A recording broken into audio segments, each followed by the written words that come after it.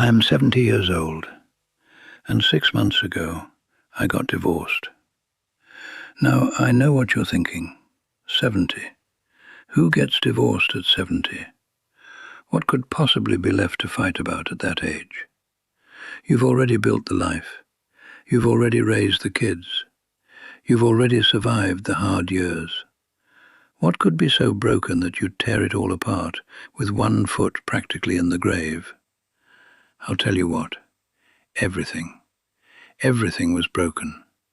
It had been broken for longer than I can even calculate, and I was too proud, too blind, too damn stubborn to see it. I'm standing in my bedroom right now. It's a small room, smaller than any room I've ever slept in during my entire adult life. There's a dresser against the wall, old oak, scratched up, and in the top drawer, sitting on a piece of faded velvet that used to line a jewelry box, there's a wedding ring. My wedding ring. I can see it right now. The gold is dull, not the kind of dull that comes from needing a polish, the kind of dull that comes from being forgotten. There's a thin film of dust on it, almost like the air itself has given up on it. My fingers hover over it sometimes. I don't touch it. I just look at it. And I think about 43 years of marriage that ended with a woman sitting across from me in a kitchen, saying words so calm and so final, they might as well have been carved in stone. Everything you think you know about love is probably wrong, and that ring is my proof.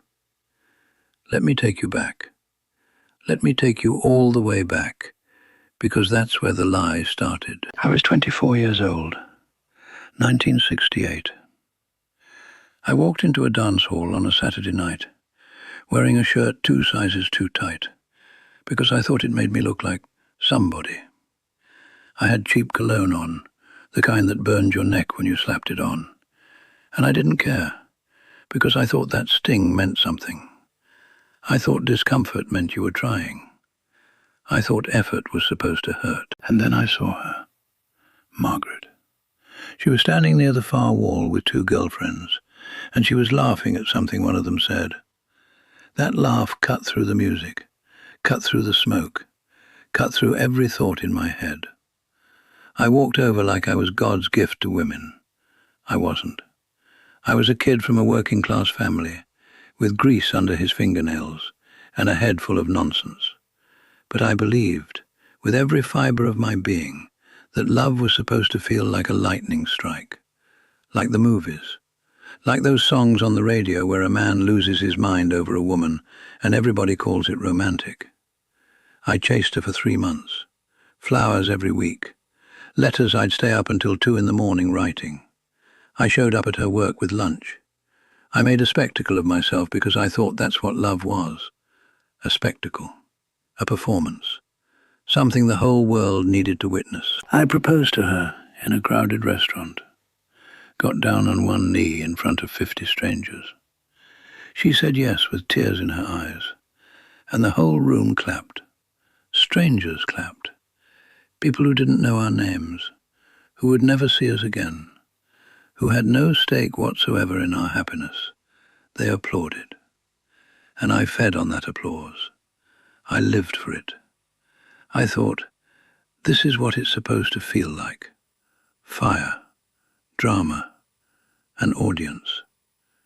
That was the lie. That was the lie I carried for over 4 decades. I thought if it didn't burn, it wasn't real. I mistook jealousy for passion. I mistook arguments for chemistry. When Margaret and I would fight, screaming matches that rattled the windows, I told myself that's just how people who love each other deeply behave. When I felt suspicious of her talking to another man at a party, I told myself that burning in my chest was love. It wasn't love. It was control. It was ego. It was a frightened boy in a too tight shirt who never learned what it actually meant to care for another human being. And the silence between the storms, I mistook that for peace. I thought when we weren't fighting, we were fine. I didn't realize the silence wasn't peace. It was surrender.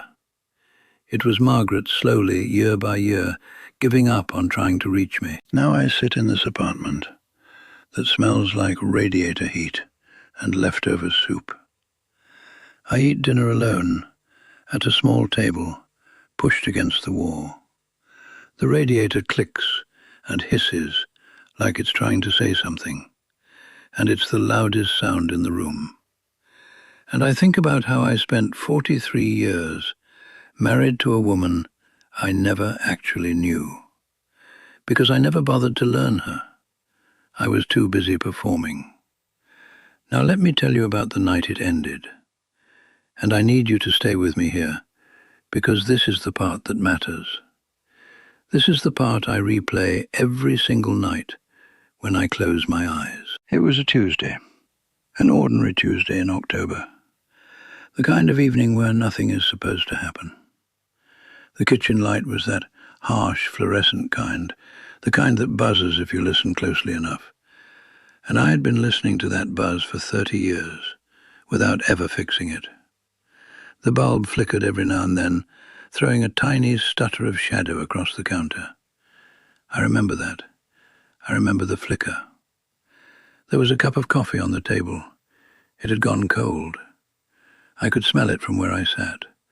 Not the warm, inviting smell of fresh coffee, the stale, bitter smell of coffee that's been sitting too long. Coffee that someone poured with intention and then forgot about. That's what it smelled like. Neglect. Margaret was sitting across from me. Her hands were flat on the table. Not folded, not fidgeting. Flat. Like she'd rehearsed this. Like she'd thought about exactly how she would sit, how she would hold herself, before she said what she was about to say. She wasn't crying. That's the part that destroyed me. She wasn't crying. If she had been crying, I could have done what I always did. I could have comforted her. I could have made it about me fixing something. But she was calm. Her eyes were dry and steady, and looking right at me with a kind of clarity I had never seen in 43 years. She said, "Harold, I want a divorce." The clock on the wall ticked. The refrigerator hummed. That fluorescent light buzzed. And my mouth opened, but nothing came out.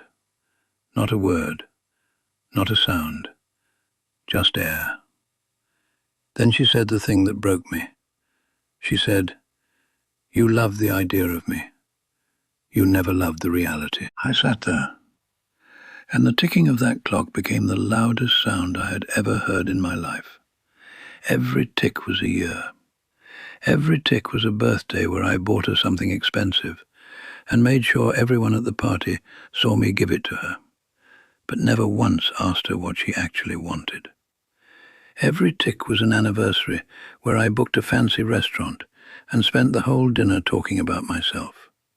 Every tick was a night she came to bed wanting to talk, just connect. And I rolled over and said I was tired. I looked down at my hand. The ring was still on my finger. And for the first time in my life, it didn't feel like a symbol of love. It felt like a shackle. It felt like evidence. Evidence of a crime I committed slowly, over decades, in plain sight, while everyone around me congratulated me for being such a devoted husband. Margaret stood up. She pushed her chair back gently. She didn't slam anything. She didn't raise her voice. She just walked out of the kitchen, like she was walking out of a waiting room after an appointment that was long overdue. And the door to the bedroom closed with a soft click. Not a slam, a click. That quiet click did more damage than any scream ever could. I sat in that kitchen until the fluorescent light finally stopped buzzing, because I turned it off. And I sat in the dark, and I cried. Not for her. That's the shameful part. I cried for myself, because even in that moment of total collapse, I still made it about me. That was 6 months ago. Now I live here, this small apartment with its clicking radiator and its bare walls. I open that drawer sometimes, the top drawer of the oak dresser. I look at the ring. The gold is scratched. It's not shiny anymore. It looks almost grey, like it aged faster outside of a marriage than it ever did inside one. It just sits there, on that faded velvet, and it mocks me. A circle. No beginning, no end. Just like the loop of regret I'm living in. You want to know what the worst part of my day is? Weekends. Saturdays and Sundays. Because there is no one here. Not no one to love. No one to argue with. No one to ignore. No one to take for granted. The absence of a person you mistreated for 43 years is a specific kind of hell that I cannot fully describe to you. It's not missing them. It's missing the chance to have done it right. I washed the pillowcases last month. Both of them. When they came out of the dryer, the last trace of her perfume was gone. That scent, something soft, something floral, something I never once complimented her on. It was just gone, erased. And I stood there, holding a pillowcase to my face like a fool, trying to smell something that wasn't there anymore. I understand now. I finally understand the difference between being alone and being lonely. Being alone is this apartment. Being alone is eating soup at a small table with one chair. But being lonely, real loneliness, the kind that eats you from the inside. I had that for 43 years. I was lonely inside my own marriage. And so was she. I made sure of that. Now I'm going to talk to you. Yes, you. The one watching this right now. You, sitting there thinking your marriage is fine because nobody's yelling. You, telling yourself everything is good because you haven't had a big fight in months. Let me tell you something, and I need you to hear me with everything you've got. Silence is not peace. Silence is a woman who stopped trying. Silence is the most dangerous sound a marriage can make. Put down your phone. Right now, tonight, I don't care what time it is, go to the person you love and ask them how their day was. And then, for the love of God, actually listen. Don't wait for your turn to talk. Don't think about what you're going to say next. Just listen. Hear them. See them. Not the idea of them you built in your head. The real, flawed, tired, beautiful human being standing in front of you. Love is not a grand gesture. Love is not a crowded restaurant and applause from strangers. Love is not fire. Love is boring. Love is Tuesday nights. Love is saying, I was wrong, and meaning it. Love is knowing how she takes her coffee, not because you memorized it to impress her, but because you paid attention every single morning for years, because she mattered to you, really mattered. I chased a version of love that was never real. I performed a marriage instead of living one. And now I'm 70 years old, alone in a small apartment, staring at a ring I can't wear and can't throw away. Don't let this ring become yours. Don't sit where I'm sitting 30, 40 years from now, wondering where it all went wrong, when the answer was right in front of you the whole time. She was right there, and I missed her entirely.